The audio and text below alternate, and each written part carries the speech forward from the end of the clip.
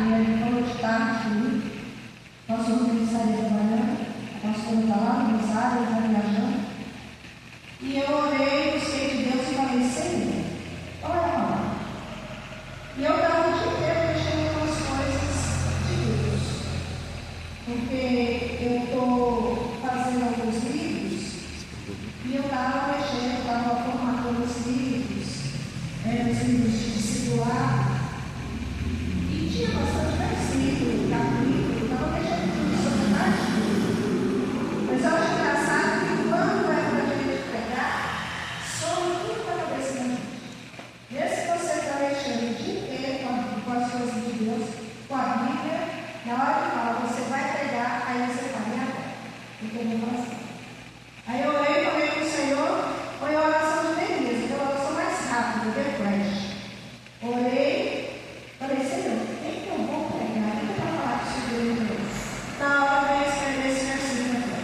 Pensai nas coisas que são do sim e não as que são da vida. Amém? Então, se foi esse versículo que Deus me deu para falar, nós vamos falar sobre isso.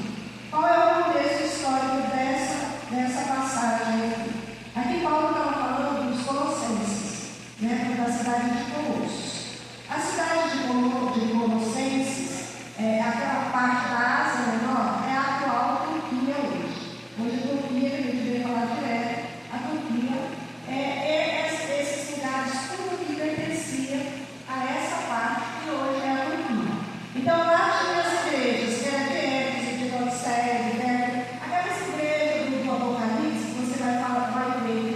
João escreveu para a igreja de Éfeso, João escreveu carta para a igreja de Tiatira, de Sardes, de Pérgamo, de Laodiceia. Todas essas igrejas estavam nesse lugar na Ásia Menor e pertence à Turquia hoje. E Colossos também é uma cidade que estava nessa região. Paulo, ele foi um missionário, um dos maiores missionários que eu considero abaixo de Jesus, e ele pregou em vários lugares, fez igreja em vários lugares, levantou igrejas, né? Em vários lugares, e depois quando ele estava preso, ele mandava cartas para essas igrejas. Ele ensinava o povo, ele aconselhava o povo através de cartas. Então nós temos 3 cartas que Paulo escreveu, que está no Novo Testamento, e essa de Colossenses é uma delas. Quando Paulo fala para eles assim, pensai nas coisas que são de cima, está falando para quem? Não está falando para a ideia, não. Está falando para as pessoas cristãs, para as pessoas que conheciam o Evangelho, para as pessoas que já tinham ouvido falar de Jesus, que já tinham aceitado Jesus. Mas qual era a situação da igreja naquele tempo? A igreja vivia numa idolatria, né? Não é diferente de hoje.